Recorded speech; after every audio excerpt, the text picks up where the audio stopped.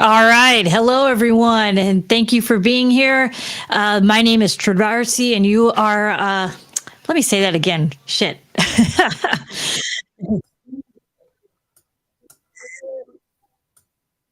Yeah. All right. We're good. Hey. Yep. All right. So my name is Trovarsi. You're listening to Transduction Signal on DubLab Radio. And each month I will have a guest that I like to feature. They will share a live performance. We'll talk about their journey. We'll break down their setup a little bit, and we'll just get into all of it. So this month I'm super honored to have Honeys Mack, Dr. David Haberfeld, live acid techno doctor, and we'll get more into that because I have a lot of questions about this PhD because it sounds absolutely amazing. We're talking over 3 decades of live performance, anywhere from using TR-3, the 909, the 808, the 303. He's also done live rock and the EDM circuit, and he's based in Australia. So without further ado, everyone, welcome Honeys Mack. Crowd goes wild. Yeah, right. I feel like I need one of those buttons. Well, you don't have one? I know, right? I do need one. Hello, Will. Thanks for having me, Trovarsi. Thank you so much. I hope people understand me. I do speak English, but I'm from Australia, so I think we're still in the 1950s. So yeah, hopefully we get the internet really soon in Australia too. All right. Well, before we get into, I have so many questions for you. But before we get into all that, I wanted to play your performance. Do you want to say anything before I start playing your performance, or should we just go for it and get into it? Just know that I'm a pure improviser. So there's no, I literally just hook some machines up and we press play and we start jamming and improvising. So yeah, that's just the context. That's all I'll say. All right. Awesome. All right, then that sounds good to me. It's a Saturday night. Well, yeah, for me, it's Saturday night and I'm ready to listen to some techno. So, all right, let's do this. Right. All right.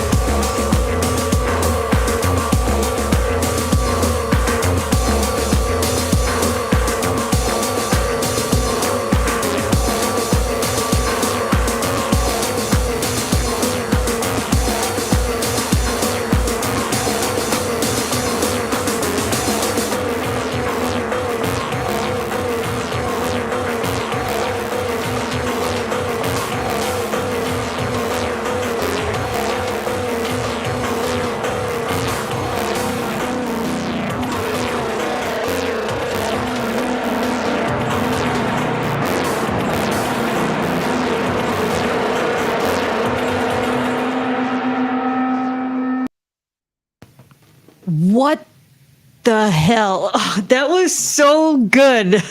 I couldn't even type. I was trying to dance and type at the same time. And yeah, no, it was phenomenal. It was awesome. I have so many questions too.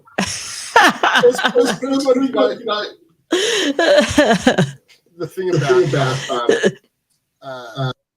I've got a feedback loop coming in, but that's okay. We'll work that out. The thing about performing like that, I don't really listen back to it much at all.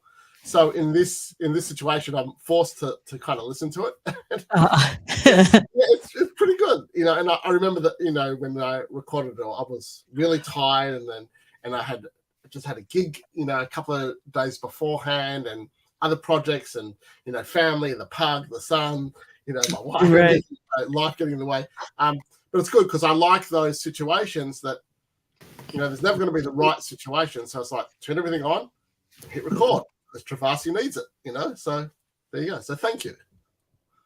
Thank you. No, seriously, it was great. And just it just kept elevating. You know what I mean? It just kept building and building and building. The transitions were phenomenal. People were even talking about that.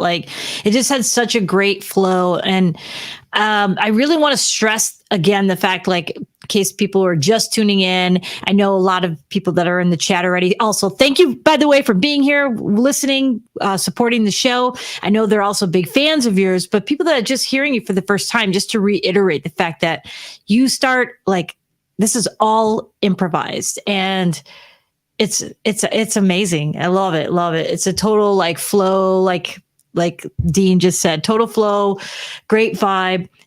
Okay, so let's get into the questions. For those that are new, this is the Transduction Signal show that goes up on DubLab. So the first portion of this, I want to get more into the history of your music, your musical background, how you got started. And then at the end, towards the end, we'll get more technical and everything like that. So how many 303s were you using by any chance? First of all, I just need to ask because you are I feel like the 303. In that performance that we just heard, I think I'm using one actual 303, but then everything starts to sound like a 303. And so things, some of the modules that I use have a very 303-esque. So I have one 303 in this performance. I think I have about 15 303 clones. That's awesome. Okay, so 15. One day I'm going to make you just count them and then just to confirm. That's pretty awesome. I know. All right, so let's talk about your setup. Get into it. I know you dropped some information in the chat. So just for those that are listening, just run through so you had the Octatrack, you have a 303, you have the 909 happening there. That's where most of your drums are coming off of. Yeah, and the modular rack also has a lot of percussion and drum sounds. So literally everything I do is, I guess, very percussion based. I mean, that's what techno is. It's a kick drum, and everything else is just window dressing. So the setup is a DJ mixer, the 909 drum machine, the 303 making the kind of acid or bass line or lead, whatever you want to call it. Then the modular rack has a whole palette of sounds, pretty much percussive. And the modular rack goes through the Octatrack, and I'm live sampling it and resampling it all the time. So that's what the Octatrack's job is. The Octatrack is a sampler performance tool and effects unit as well, but I don't have any, I'm not playing back any pre-prepared samples or anything from the Octatrack at all. Okay. And you're sequencing from you use the devices. Is that when you sequence, right? Just talk about your sequencing approach. Sure. So so I guess one of the first concepts which I should explain straight away is that when I perform, when I see a drum machine or a synth, however it looks, the concepts that I work around is the studio as the instrument. So my whole setup is one instrument, And I know that music technology manufacturers, they try to market, their devices as being a particular instrument. Now, I see every drum machine, synth, the mixer, the effects units, they are all a module within my meta instrument. Okay. So when I sequence, I'm using the onboard or built-in sequences of the actual devices themselves. Okay. So the 909, you can see I was kind of programming that on the fly. The 303, because it's so old, you actually have to pre-program beforehand. But I'm not using those patterns in any prescribed way. I'm literally I don't even know what the patterns were. They must have been written a while ago. And then also with the modular, the whole modular setup, I've got the WMD Metron, which is the kind of, drum sequencer, pattern sequencer. And then there's some things doing kind of tonal stuff as well. But again, I wasn't sweating it. I'd literally turn everything on. I might have a play for 1 minute, but I hit record straight away because my approach relies on the happy accidents. It relies on me, colliding all these sounds and patterns and layers and this density to inform the next part of the performance. Because I'm not playing any tracks or anything like that. All right. So then that kind of leads me into the doctorate of Acid Techno. And can you talk a little bit about that? Like how that even came about and what was the process for that? What was the process? Well, I've been in and out of academia my whole life because I started, when I was younger, I was, kind of into punk and visual art and disco and electronic music at the time because I grew up in the late 70s and the early 80s when this was all coming about. And I really want to make exploitation cinema. I really want to make zombie films. This is back in the 80s. And I realized in Australia, that's not going to happen. So when I was at uni, I was studying film and we were doing kind of post-production, and in front of me were synthesizers and tape machines. We didn't even have a computer back then. And it just kind of grew from there. I was listening to early techno and house music at the Summer of Love when all this was converging, in the late 80s. And then I started just kind of making something in the studio as well and realized, I'm making the music that I'm hearing in events and clubs and things like that. And then I realized, people making this kind of music are adopting the same punk philosophy, DIY, and just do it. Don't worry about anything else. And it's actually an approach and a philosophy that I still use today. So kind of long story short, I kept going to universities so I could get access to studios because I could not afford computers or gear. And then I got signed internationally and releases and profile. So when I wasn't touring or making music, I was teaching at universities a little bit. And more I started to realize, geez, I really enjoy this. I actually learn more about what I do going and teaching at a university. Is that what you were teaching then? Were you teaching like how to compose electronic music, or was it more just about the philosophy side of it? And can you turn your mic up just a click too, where's my microphone settings? Thank you. Audio, turn it up. Can I turn if I speak closer? Is that better?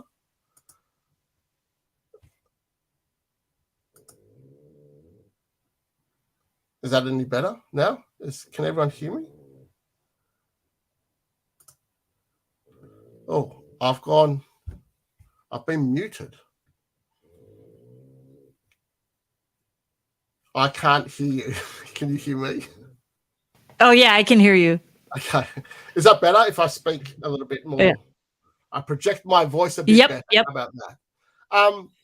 It's good. So what was I teaching? I was teaching a range of things, more approach to, say, electronic music, approaches to performance, and I was really, it wasn't contained because I was just teaching, I was just guest lecturing or guest classes and things like that. Then about 10 years ago, I actually landed a full-time job lecturing or teaching in the music industry. So it was a range. It wasn't just kind of composition. It was production. It was also communication, marketing, and branding as well. But I always kept doing the Honeysmack thing all the time. And then universities in Australia said, well, you actually have to have a PhD now. So I went and enrolled in a PhD, and it was kind of a bit tricky because most music programs in Australia are still stuck in the 1800s. I wish I was joking, but yeah. So to explain what I do, because I don't have any formal musical training whatsoever, and it's almost, I don't respect pitch. I don't use any quantizers whatsoever. And because I didn't have some of that formal academic training in music, it was kind of, I actually had to, hone my skills to articulate what I do and why it's important. And we know, I guess your audience and the people listening to us would understand why it's important, because electronic music is just as, just as viable as any other form of music. It's just that we've had a short history, And I found a supervisor who actually had been to some of my shows, which was good. And the rest is history. Then my PhD was really a practice-led not story, but about what I do, how I do it, and my journey as Honeysmack, or as a, I didn't even realize I was an improviser. Improvisation, I thought, was the language of elitist jazz musicians, Right. But and now, having, finished the PhD and teaching in having previously taught at the Conservatorium here in Melbourne, I now understand my value to academia, and electronic dance music is an immensely growing field in academia. You don't need a PhD to make acid techno, but I remember one of the first days when I went to uni, and they assign you a librarian to help you with your research, to find the literature, all the books. And I remember she being very excited about it, and I said, "You won't find anything. There's very little." And I remember spending an hour with this person, and she couldn't find anything, and she kept getting more and more excited the more she couldn't find anything, because you're saying it was like a challenge, right? Like a challenge for her. It meant that my contribution to new knowledge was, was easy to see, that was on display for everyone. But the literature in electronic dance music is the music. Literature doesn't mean the written word. Literature can be the recording. So exactly. I use the literature of, say, the tracks by, Jeff Mills or Richie Hawtin or Surgeon, or Stevie O, or whoever it may be. And that's important because no one had, or not many people, I should say, have articulated how we make acid techno or how we make electronic dance music or techno. There's lots of great writing on sociocultural, about, the culture, and that's, fantastic. But no one ever talks about, well, like the technical, like the specific and the technical side of it. Yeah, but it's not even that technical, because I mean, how to program. I guess there's lots of videos and things, but yes, I understand what I understand. I think what you're getting at. It's the approach. It's like, these boxes that informed popular music, not just electronic dance music, like the 808, the 909, the 303. These were commercial failures. They, and they only became accidental heroes when opportunistic bedroom producers had to buy them because, disco was a dirty word. Disco went underground. No one was making disco music. The North Americans relied on European disco. And so they were trying to actually make disco, and they ended up making house and acid and techno. So right. I was fortunate that that's when I started my journey as an artist as well. So, my 808, 909, K and 303s came from that period. My first 303 was $50. My 808 cost me $200, That's amazing. So it's like now that's like $3,000-$4,000 machines right now. Yeah, now it's the fare of elitists and, men with ponytails talking about, custom shop guitars. And I fucking hate that, because I hate that kind of elitism. It's not the punk in me, I guess, Talk a little bit about that. Like, so before the electronic music scene, you did play in bands. What were you playing, or what was your? I wasn't playing in bands because I can't play anything. I was forced to play guitar as a child for a very short time, and I was just terrible at it. Just I couldn't do it. I couldn't. And I remember, like, I used to have music lessons at school. I remember the teacher, the guitar teacher, being really upset with me, and I just said something like, "Well, you know what? I fucking hate this music, and I hate you." So that was it. They made me play god horrible music, like, was it the Beatles or something like that? It's like, oh my God, go home and self-harm than, try and learn this. Sorry, as you can tell, I really don't like the Beatles. So, so I actually, and at that time, drum machines were coming to the fore. I remember seeing the Roland, the Dr. Beat, and I just thought, this is the future. I couldn't articulate it as a term. I thought, this is amazing.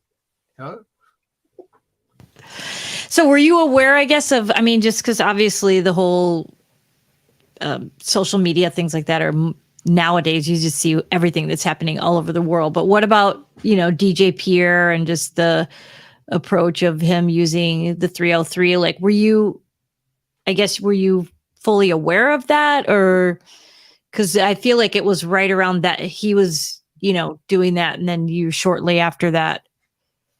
Well, I was at uni at the time. This is the late 80s, and I knew that I liked acid, but I didn't connect the sound to the synthesizer. And I remember at the time I think I must have been in the last year of my, my fine art degree, whatever it was. And one of my lecturers said, you need to go buy this thing called a 303. And I remember I just put down some money for the Ensoniq ASR 10, which was a sampling workstation, because I didn't have a computer. So this sampler could do everything. It could do my sequencing and my sounds. And I remember that cost me an astronomical amount of money. Actually, my mother let me half of it or something like that. And I went to the shop and I saw this 303, and I'm thinking, why would I buy this? It makes one sound. And that was the worst thing I ever, one of the worst things I did. Because I didn't connect the sound to it. And like most young people, we want to get value out of our technology. We want it to do as much as we can. But now I know that, first of all, the 303 was highly important. And actually that 303 in that shop ended up being mine. It's a long story, but actually ended up in my possession for quite some time.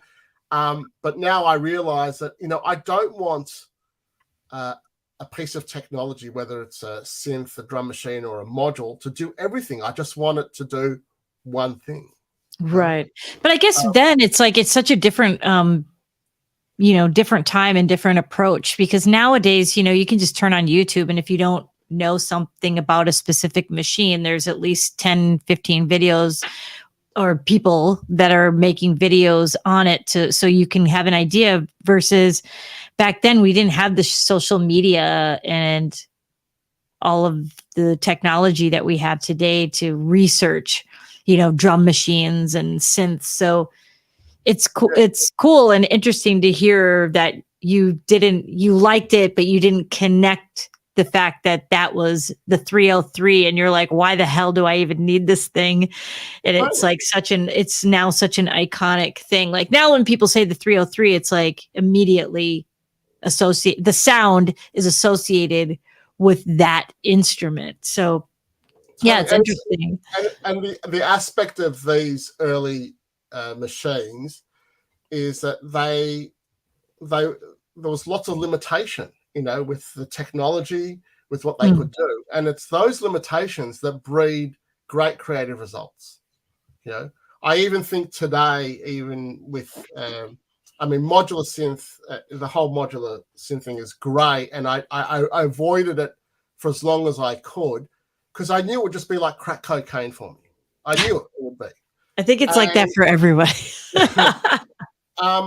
But also the thing about modular synthesis is that, it also breeds that limitation. I only have, this amount of function or physiology to my rack that I can use. I really find it strange how people are so prescriptive with what they want to do and how they want it to sound.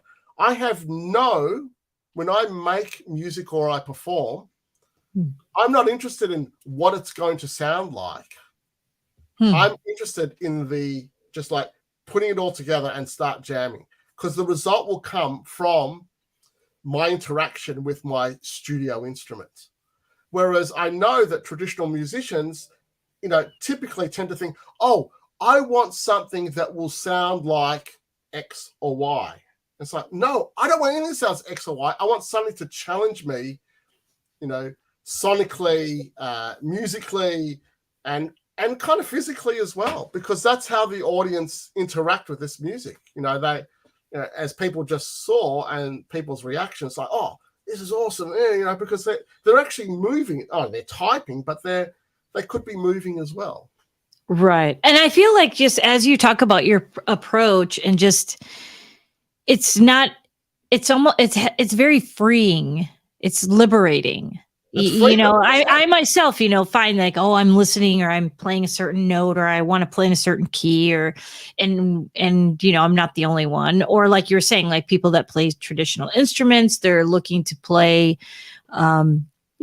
specifically certain harmonies and what have you. But every time I hear you play and then talk about how you play, it's very liberating to me, and it just works out. And I'm not saying like that in any negative way. I guess it's just like you being able to be free enough to accept sonically what's happening, and then like shift those frequencies to work, like using your ear and going back to the improvisational approach is very liberating. And yet you're creating sonically pleasing things that people want to dance to and listen to.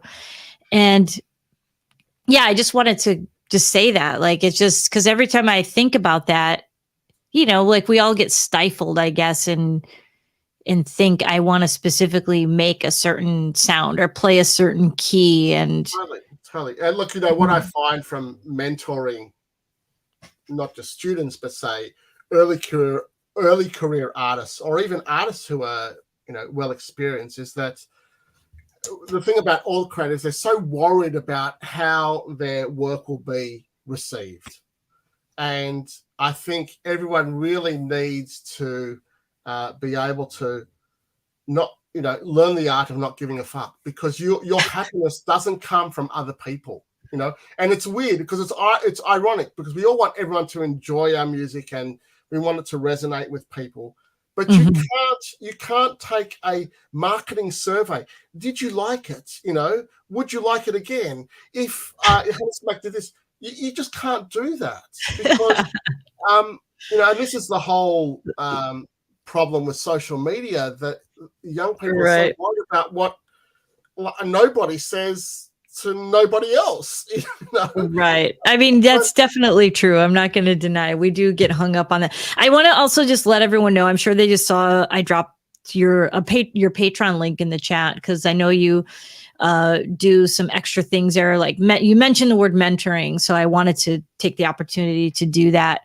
and let people know, that they can actually have that experience with you, and you sign up on your Patreon.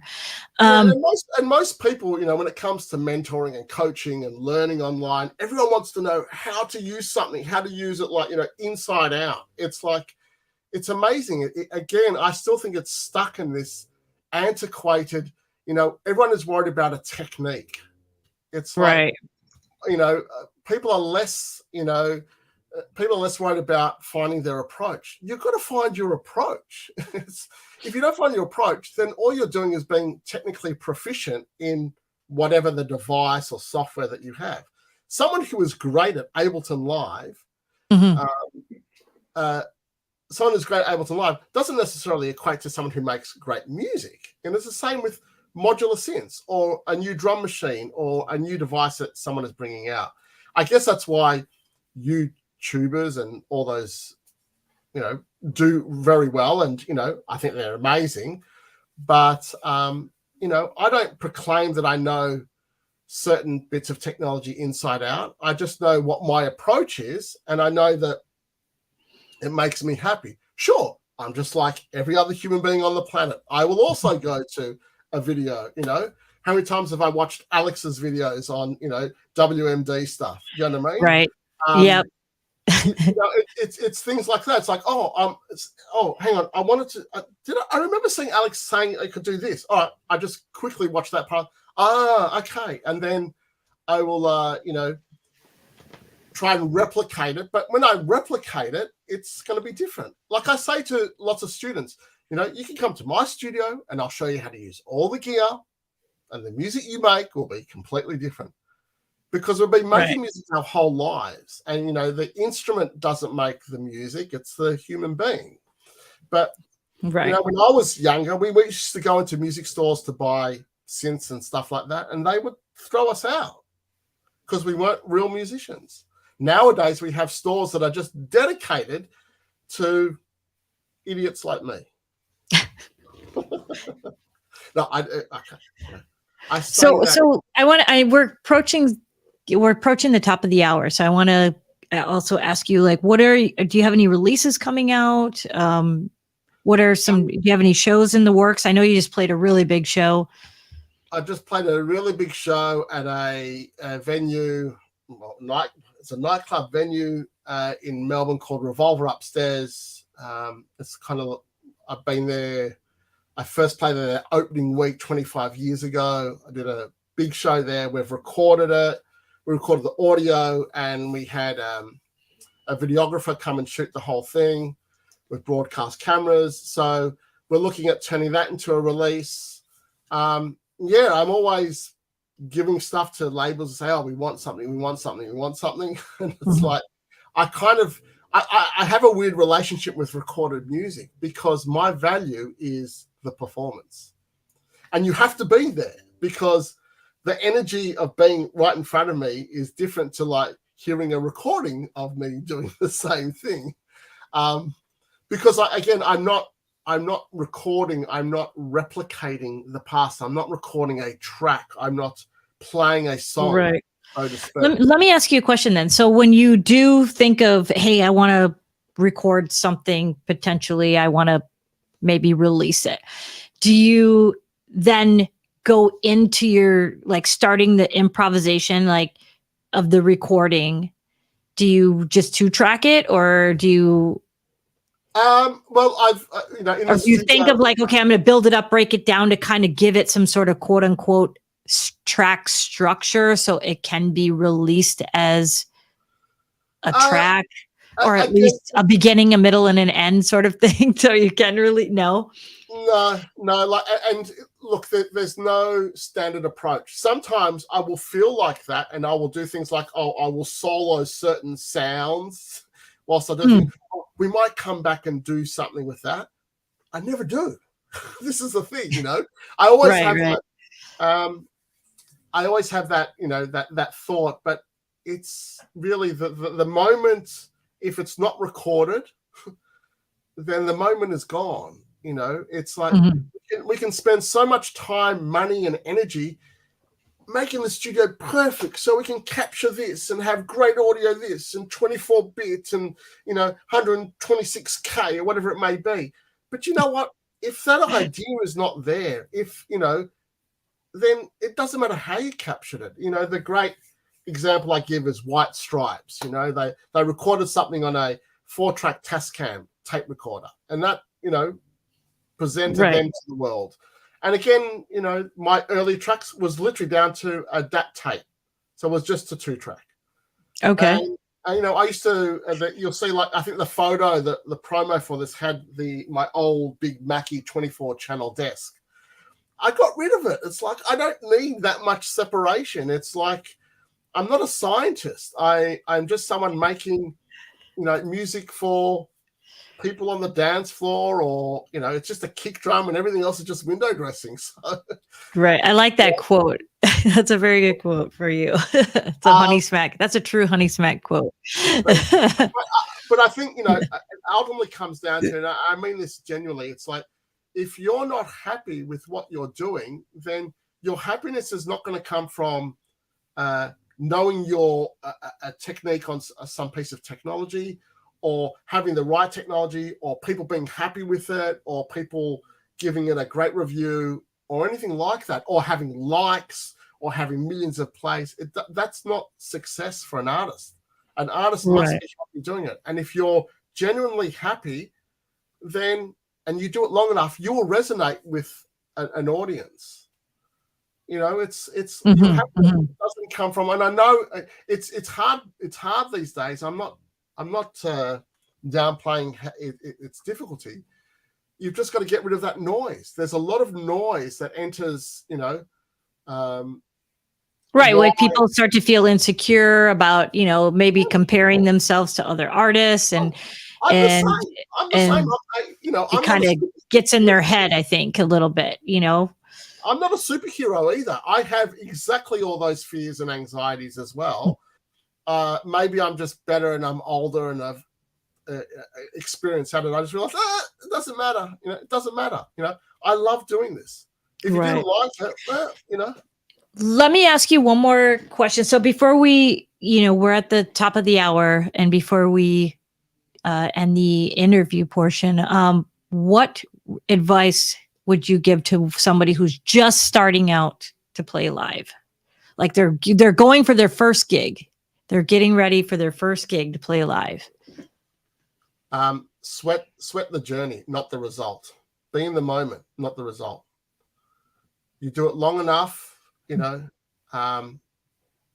resonate with an audience. I think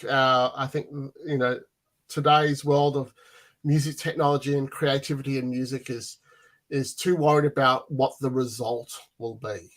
And that's because of, I guess, the proliferation of marketing and music and all of that. You just sweat the journey, not the result. The result will come. If you are happy, you are in the moment, then that's great. It doesn't matter if the whole audience turned and said, "You're shit." Doesn't matter. If you were happy, right? And that's all that, right? That's all that matters. You look at all the great artists, and the other advice is you've got to finish. You actually have to finish as well. I know it seems pretty broad, but lots of artists I know across the spectrum, they have a really hard time. They overthink. It's not finished. It's not finished. There's always something you can do to a piece of music or a performance. And it's like, no one's listening to those micro details. Just know when it is time to it's done. The thing that separates a hobbyist and a professional is, professionals know that it's done and hobbyists are still always working on it. Right. All right. And so with that, I just want to say thank you so much for being here. I really appreciate you giving your time and the performance. It was amazing. And yeah, thank you so much, David, or Honeysmack. My name is Trovarsi, and this is Transduction Signal on DubLab Radio. Thank you. All right. So now we're in the extended period, so please don't go anywhere. let's get into some of the technical stuff. I have some questions. I have some questions for you. So I understand all the philosophy of what you're saying, and I really admire that. I think about that. Like, we've had this conversation both together, just the two of us talking, and then also I've had you on our Patreon as well. But what about the machines? Do you take time to actually learn each machine? Do you give it the time, or is it like what is your approach in that sense? Like, obviously you've been using the 909 for a long time, so I don't even want to necessarily get into that, but like how you're talking about the Eurorack, for example, that's sort of a new, like you were saying, it's sort of new, not super new, but new. What is your approach to that? Like, well, the approach is my happiness. Again, it's how satisfied I am. So I think what you're asking me is like more of the newer technologies that are a bit more, say, deep, and things perhaps say like so like the syntax, like, I mean, do you feel like you need to know your machine? Like I hear people say back and forth, oh, you should really know your setup and really know your machine so you don't. No. Okay. Look, of course, hang on. I want to just make sure that I'm not sounding like an idiot here. Of course, so you need to know to a certain degree how to connect, have sound coming out of it, how to get something out of it. It's a pretty broad term, but right. I don't believe this is not like a traditional acoustic instrument. So it's not like a guitar, a violin, or a brass instrument where you have to go into your room and you just got to keep practicing and practicing and practicing, right? Because that's right. technique. Now, sure, that some of these, modules, some of these new drum machines are incredibly complex. But again, you don't. I really believe you don't need to know every aspect of that machine in order to get a great creative result. You just need to know, or just need to find your way through that machine. The question with, I think there's, is it the Tempest? Right. I hear people like complaining about the Tempest. I think I know maybe 5 or 10% of the Tempest. It's right. The syntax is something I got recently. Do I spend heaps of time? No, I go and watch SURCO's videos or Ehor's. You know what I mean? It's like, okay, I got SURCO's in the chat. He just joined in. I love what he does. So it's I think that, and I also go through the best way to describe it. I go in seasons as well because I've got so much gear. Yeah. So what do you bring out? Like, how do you decide? So you do have a lot of gear. So how do you decide? Okay, it's a good question, and that's like almost something that was asked throughout my PhD. So I'm asked, what do I take out, and how do I start making music? Well, it starts with a kick drum. It starts with a 909 kick drum. Always, constantly. Do you run it through anything, like any sort of pedal? Like, do you individual it out, or do you just? Okay. So, and then with your 909, do you run it as in like a stereo into the mixer, or do you at least separate the kick? It depends. Say for the mix that I just did for your show, I did separate the kick just so I get a little bit of oomph out of it. But I have no problem running, just stereo out into a mixer. Think of, does everyone know the artist called Jeffrey Mills? Yeah. Or Jeff Mills? Well, Jeff Mills just uses I've stood next to Jeff, right? In the year 2000, I played with Jeff Mills, and I had like a 909, an MPC, a 303, and then I played just before him. And then because he is like, a demigod to me, and he was playing, and then he plays that 909, and I looked that it was just like, stereo out into a DJ mixer, no processing. That's it. I thought, I'm like, again, because I was young and I thought, I need to buy this compressor or this equalization or process it with this plugin. It's like, none of that. It's so to go back to answer your question, it is a 909 and a 909 kick or a 909 drum machine or a 909 emulation. When I play live, I actually tend to use the TR8 quite a bit. Okay. Right. Then it is a thing called a 303. I don't tend to take my real 303s out anymore, but that's only just of recent. That's not just right, because I've realized they are worth quite a bit these days. So you have the Model 1. Yes. The 909. Yes. And you take the TR8 out. So now you have no. So I don't take the one or the other. I don't take the real 909 out anymore, or the real 303s, or very rarely. So now it's a TR8, a Behringer 303, or actually I love the Avalon bass line as well. Oh yeah, that thing sounds really good.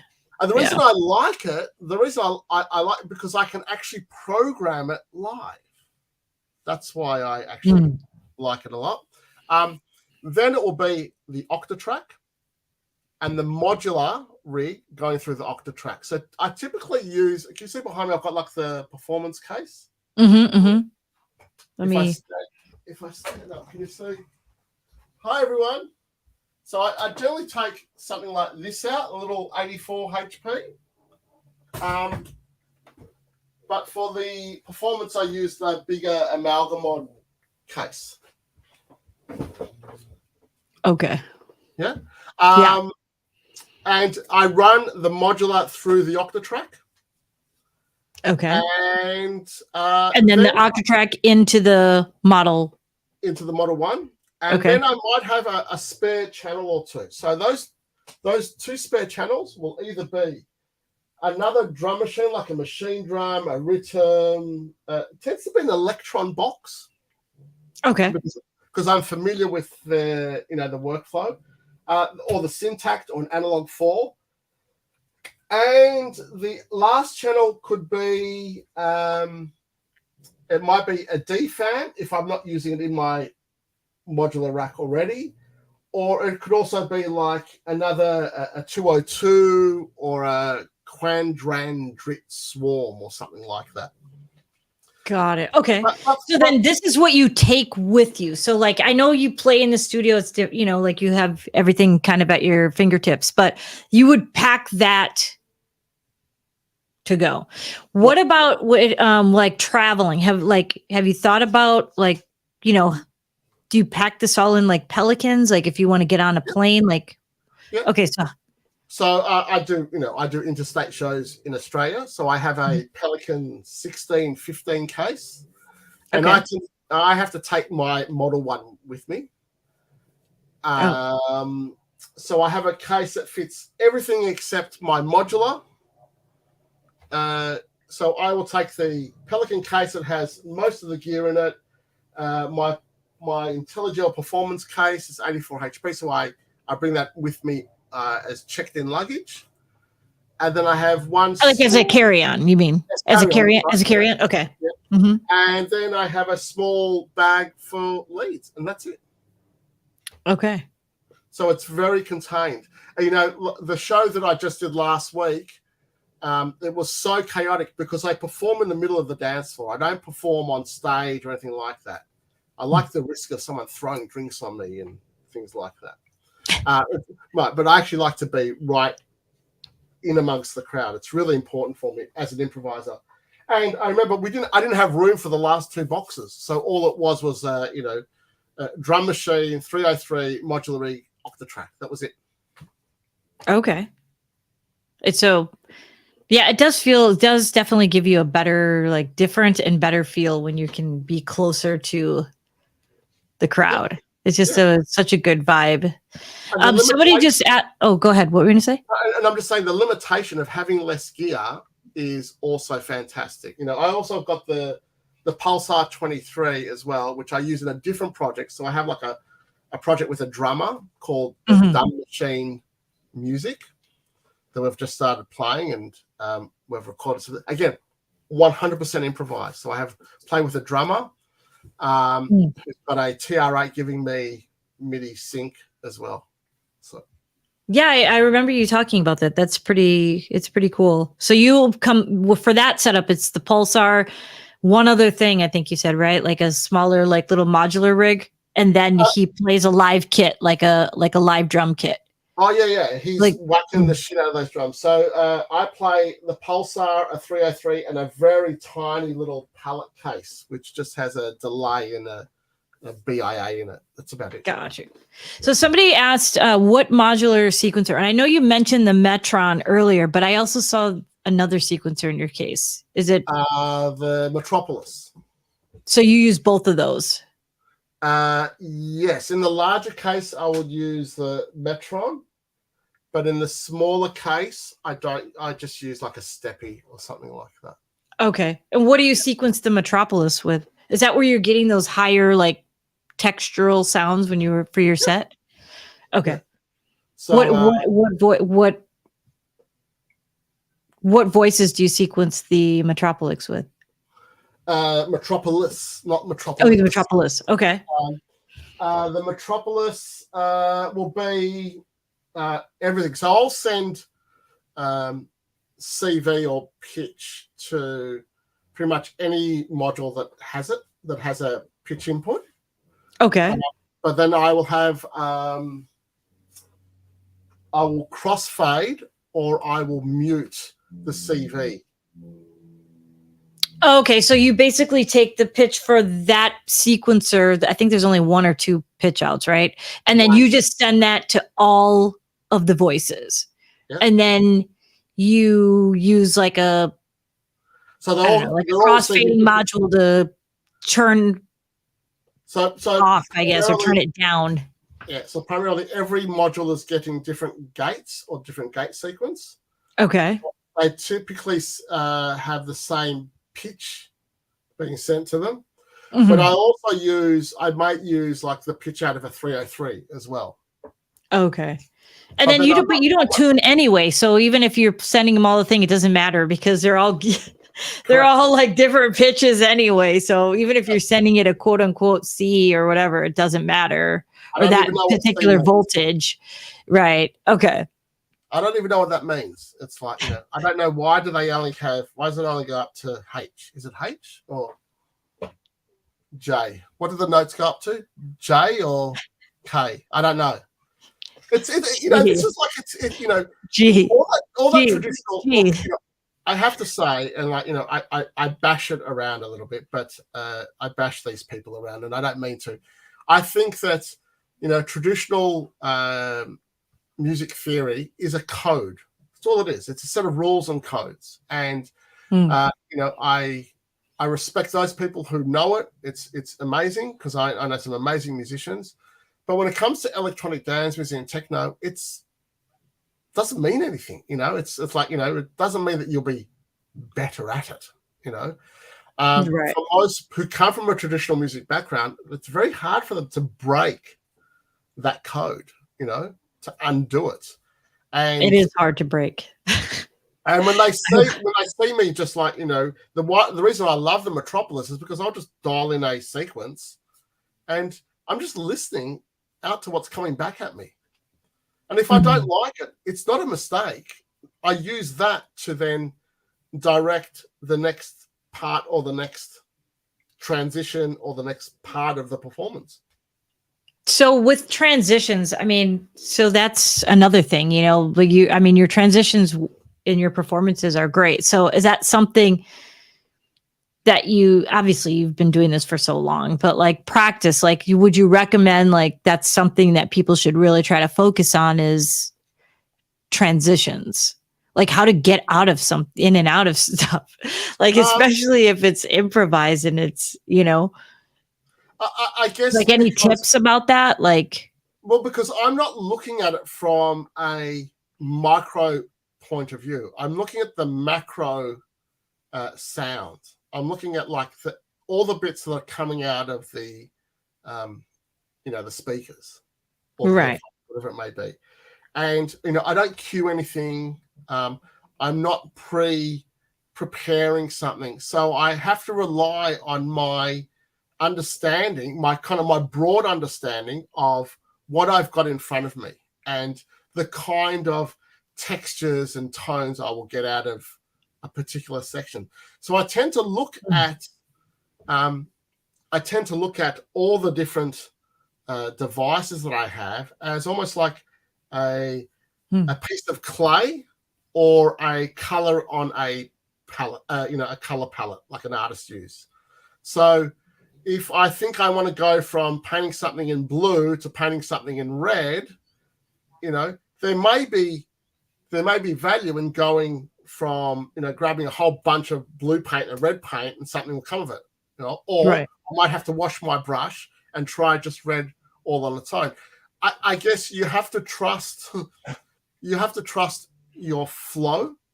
I think you have to trust your relationship with your instrument, your entire studio instrument, because there's no right or wrong way. And I think I tend to hear people talk about, oh, this wasn't right. And it's like, you ask me if it wasn't right. I've never made a mistake in my life. A mistake or a problem when I'm performing is that the power is cut or the whole PA goes down. That's right.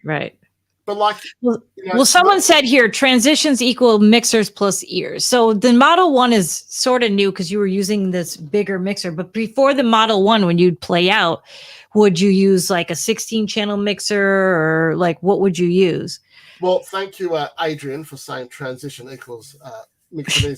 But Adrian is Mr. Rochelle. He's actually right because transition is and this is why the mixer is an important compositional tool. This goes back to Jamaican dub. So removing something is a form of is a change in arrangement, taking out the kick or taking out a different sound.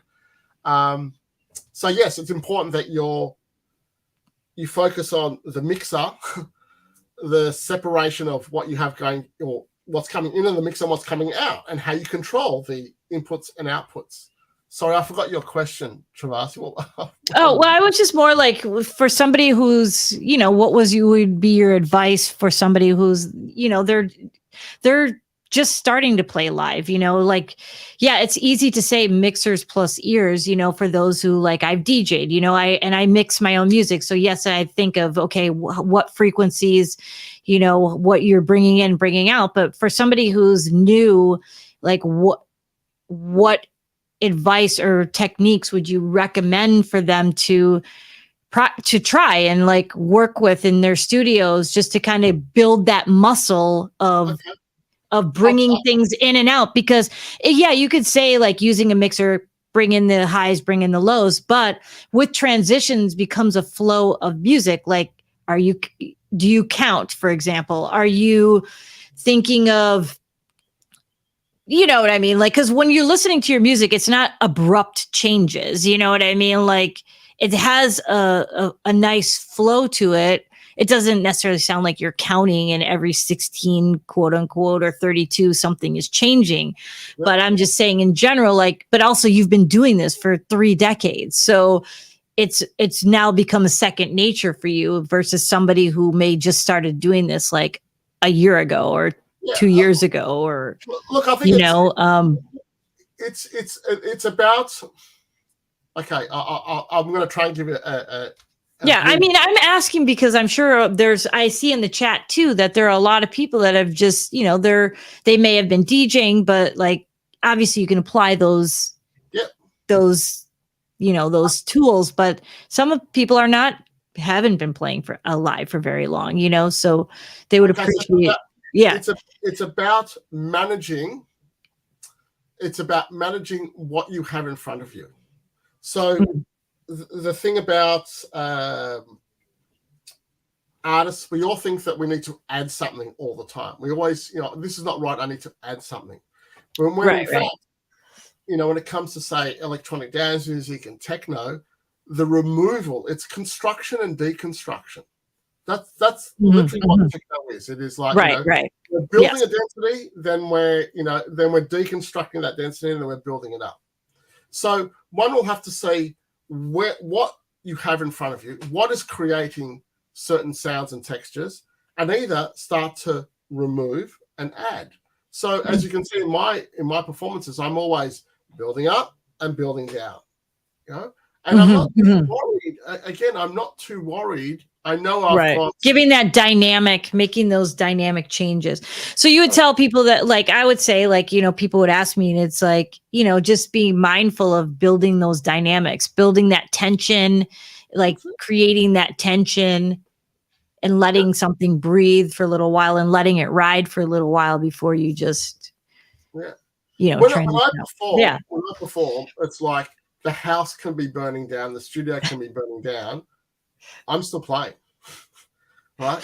It's like the show that I had the other week. Apparently, someone threw a bottle, right? And my manager and my roadie said, "Did you see the bottle?" I'm like, "No, I didn't." You know, it's like. So you also have to value being in the moment, right? And it's okay, because the choice that you make in that moment is not a disaster. So it's like what, you know, Adrian said. It's mixer and ears.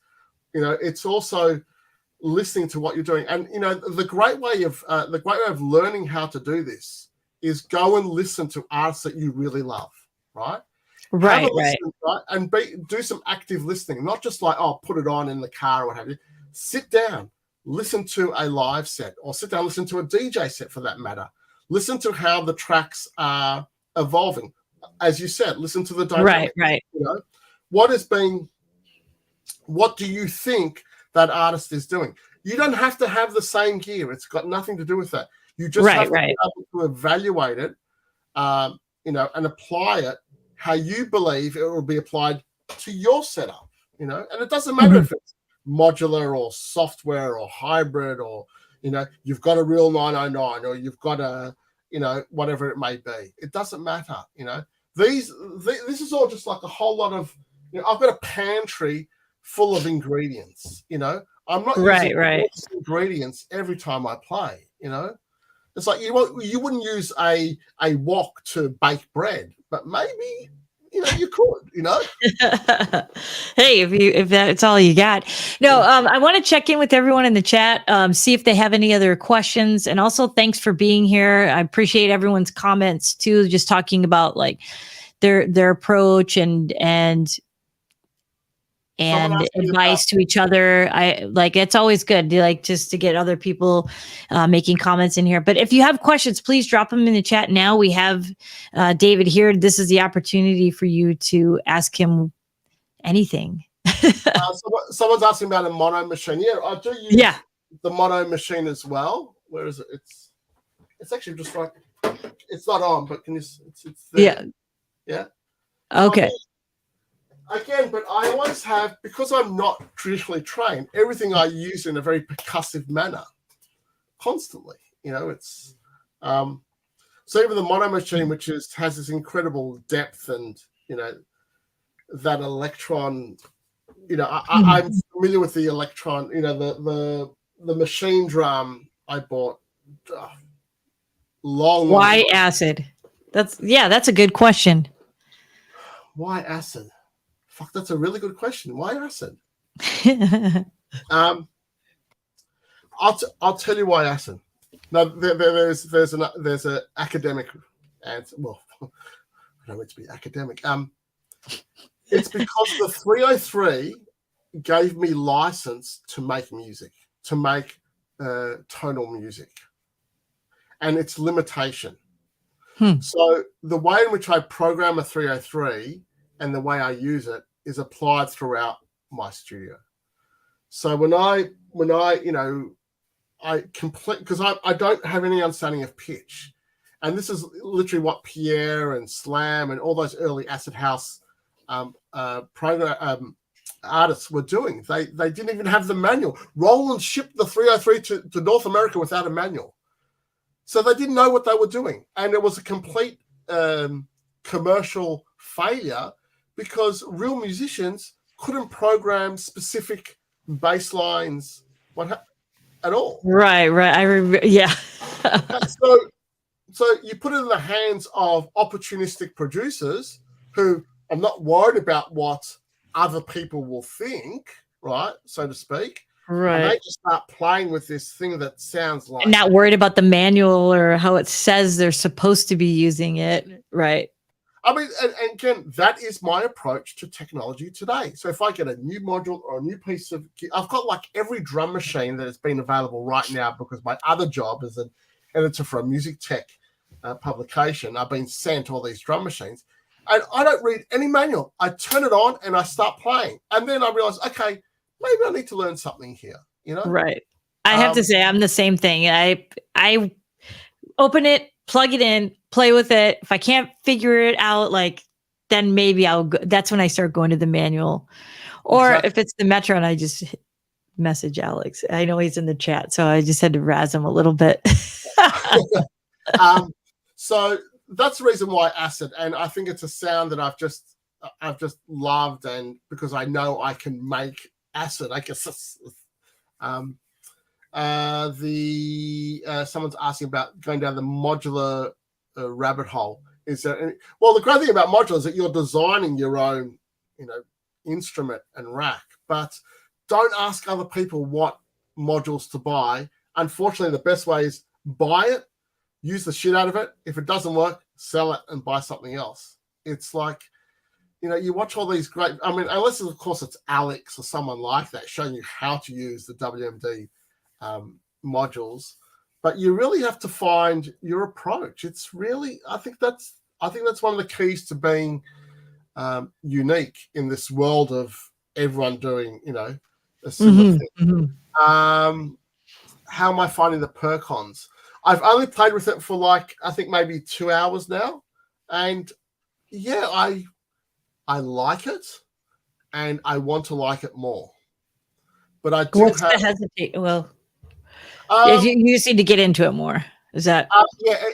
Again, it's workflow. It's actually finding that physiology and that muscle memory, because I'm used to it with the pulsar, and it's like I come from a string of doing using MPCs, and when I got the Octatrack, it sat around for years and years and years, and I was just about to throw it out. And then I realized I can't approach the Octatrack like I do the MPC. As soon as I realized that, oh my God, like the Octatrack, I can't live without, So. Right.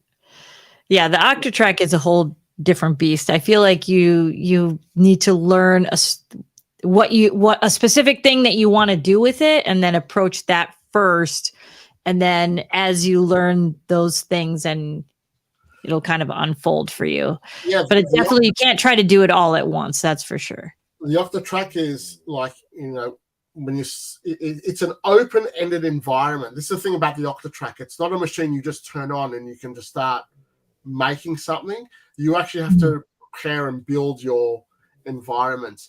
The Octatrack has got me into a lot of trouble. The first time I used it live, it did not work.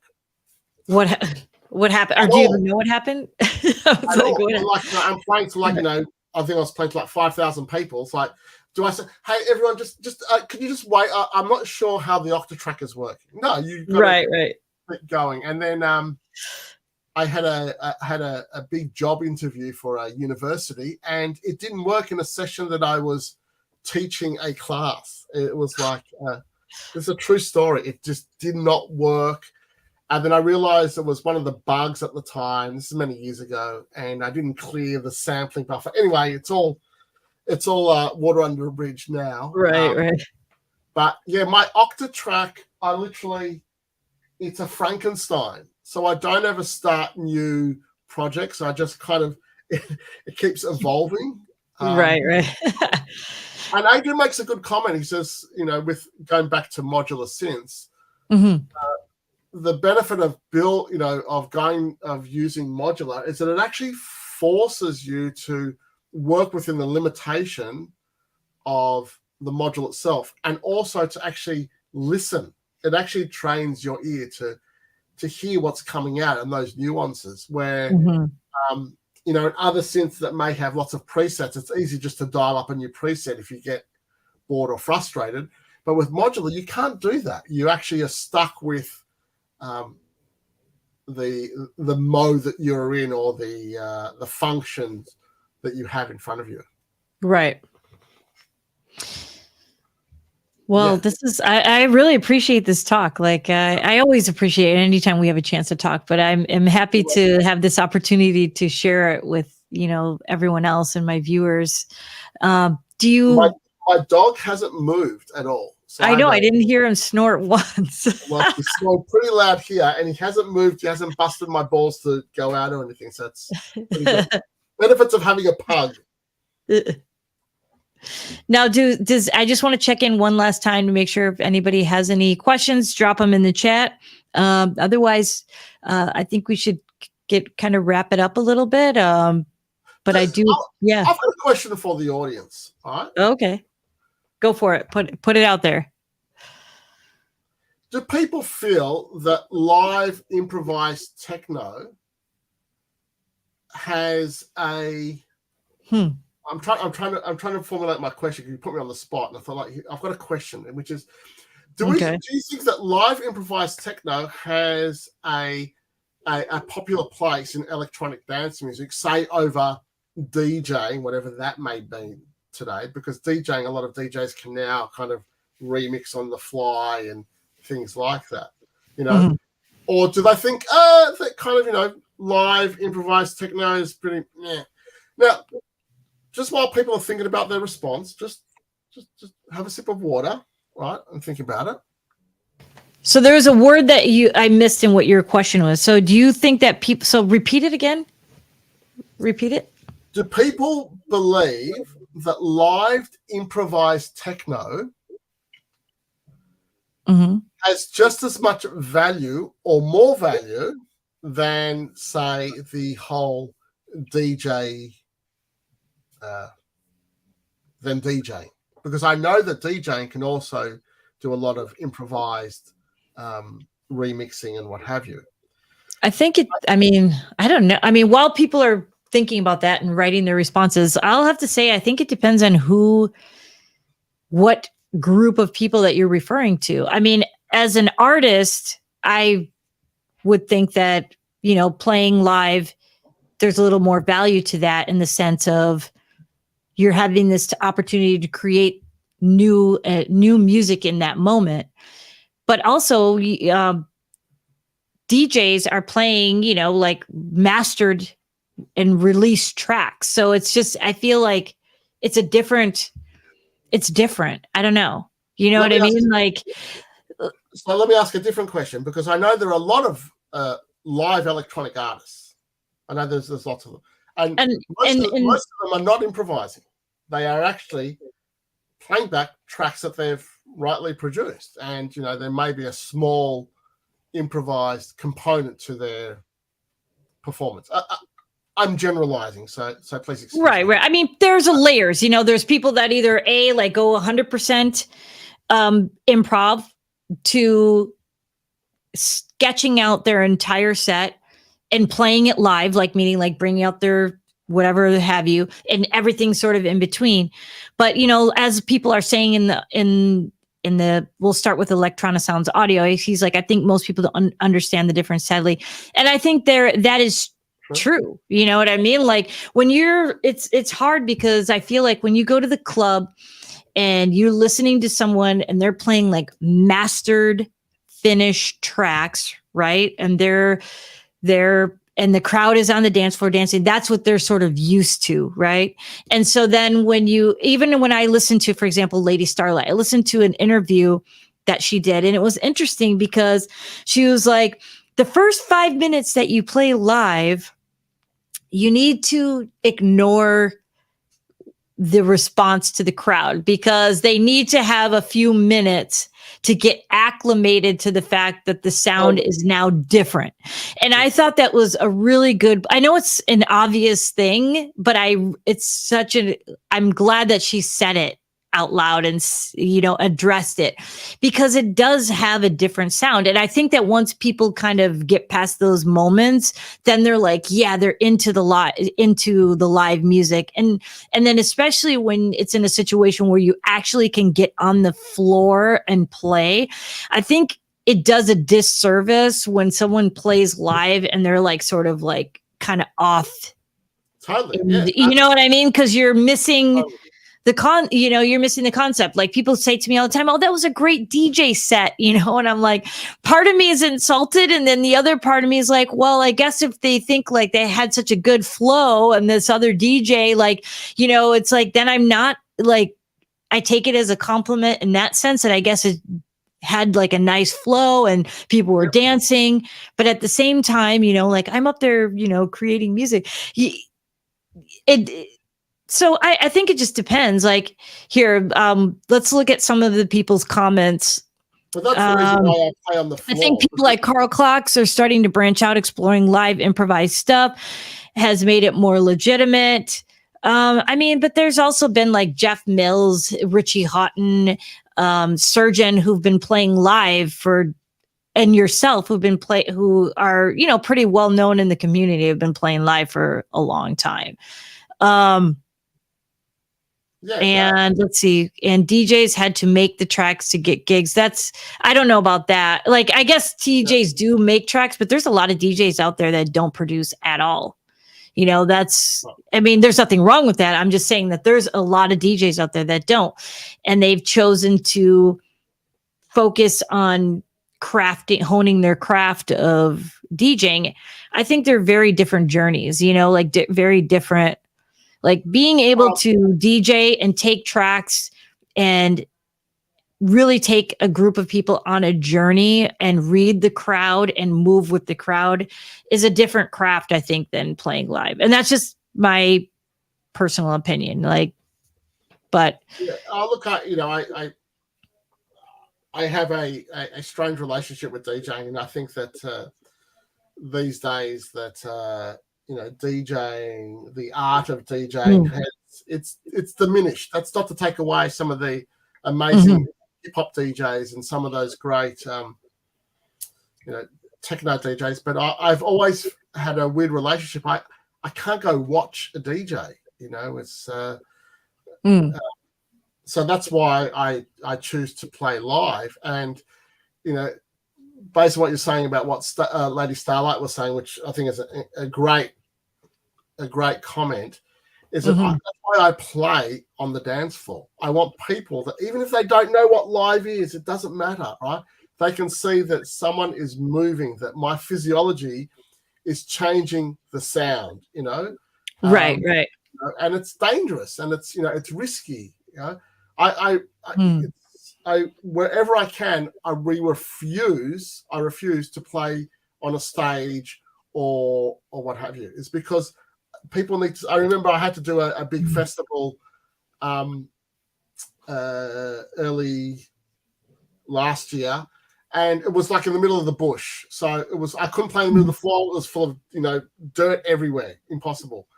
So they set me up, and I'm like facing the crowd. I said, no, turn me right around, put my back to the audience, so they can see the table of gear, Right. So I angled it so they could see what was going on. But again, the performance was affected because I need to have people near me going, to get the vibe off of. Right. Totally, and because I stop the music and, I'll shout something and say something, because that's what I do as a performer, No one is right. It's like the purpose of why going to see a live band. You know what I mean? You're going to see the band, like, experience them playing those songs in that moment. Yeah, it's not like, I wonder what processing they were using on that guitar. It's like, well, there may be a very small minority of people who are interested in that information, but most people go, that sounds awesome, Right. Yeah. Oh, live DJs. Now, if there isn't, the word live DJs, I have to say is because a certain level of artistic. I don't. Okay. Like, Thomas, please don't. This is not directed at you. I find the actual term live DJing as the most stupid fucking term ever known to man. It's like you're either DJing or you're playing live. So I think the term live DJing has come about because DJs feel like they're not doing enough. So let's use the word live as well. It may, it may inject some more authenticity to our art. I have a problem with the live DJs. You know, I know you're not right. saying. I think the term came through, especially during COVID, when people would either like DJing, right? They're DJing, but then they would live, like meaning like they're DJing there, you're watching them live. I feel like that term started to stress during that time because then it's not like a pre-recorded video. And then I think that's where I've noticed more so that people have used the term like live DJ, meaning like the video. But I hear what you're saying. I do hear what you're saying. I mean, you're either playing live or you're DJing. Yeah, I'm open to criticism. You know, it's like, and I appreciate that. So, you know, hey, by all means, I don't ever believe that I'm a know-it-all. You know what I mean? I just say it how I've seen it through my experience, through my filter. Right. I mean? Like, someone mentioned earlier too in the track, in the chat about DJs that play their own music, which I really like. There's a DJ, he's a friend of mine, Risk. And when he does a DJ set, he plays all of his own tracks. Like, you know, like there are tracks that he, you know, produced, put the work in, and, you know, he's been producing and DJing for decades as well. And, you know, I love listening to his mixes because it's all of his own music, some released, some not, whatever. But I do appreciate that too, you know. Well, that's the way it was in early, you know, when techno and house, it was all called, you know, whatever the genre was. That's what DJs were doing. Well, you know, especially like techno, they were making their own tracks and just filling some of the spaces with other people's music because there wasn't much of this music around. So that was the whole point. But these days, it's like, you know, it's, I guess since, you know, the 90s, the mid-90s particularly, and these days, the proliferation of music, there's just so much of it. And even remixing, I don't like remixing, and I don't like my music being remixed because, you know, I'm not trying to appeal to an additional audience like that. Does that make sense? Like I always want to broaden my audience, but I don't feel a remix is like the cover band of the rock world. Do you know what I mean? It's like wait, no, I don't actually. I don't. I don't understand the analogy. I mean, I personally don't mind remixes. I've remixed a ton of tracks. People have remixed my tracks, but I mean, I don't care. You know what I mean? Like, but I didn't understand the analogy part. No, look, the cover band part. I think it's the proliferation of remixes is just I get it. It's for lesser known artists. It's for artists to actually have their work presented in different ways to attract new audiences. I understand the value from a general point of view. I'm just saying, for me, again, it comes back to recorded music for me, that I have a weird relationship with it. Yeah, because you have remixes of your tracks. I mean, like people have remixed your tracks. I've got a new release coming out, and I gave this label, a small label here in Australia, one track, and they've got 8 or 9 remixes. And I've seen some of the artists who send me in the chat, they'll send me the remix. I'm not listening to it. It's like, you know, it doesn't matter to me if I like it or not, and it shouldn't matter to the label. It's like that's what the project is. I'm not managing that. I'm just saying, look, you know, when it comes to remixing, I have a bit of a, you know, a weird time with it, and I think that the act of remixing can be, not all the time. It's like a band covering another band. You know, I guess depending on the remix, it's always I always find it interesting though to see like, well, again though, but I'm a huge collaborator, so I guess it just, you know, like I like collaborations in general. Like I like to release stuff with people. I like to work on things. I play with Alex sometimes, as you know, so I like collaboration. So it's always interesting for me to see what somebody does with my stems. You know, like how they interpret it creatively and what they do with it, you know, something that I did and like how they make something kind kind of mixing that in and how they add their own flavor to it, their own. So I personally don't mind it. You know what I mean? I like it for that reason. You know, I like to see the creative side of what people do with with my sounds and things like that. But I love collaboration. Because I love how someone is approaching something, or how they're hearing what I'm doing and how I'm hearing what they're doing. So I always love that, you know. Would love to. Yeah, or Nicole's making pizza, Adrian, by the way. Like it's about 1:00 in Australia, and Adrian's coming over with his wife. So okay. And we'll actually jam. He'll bring like his modular stuff, and we'll put it up here, and we'll just jam and record something, you know. And it's very cool.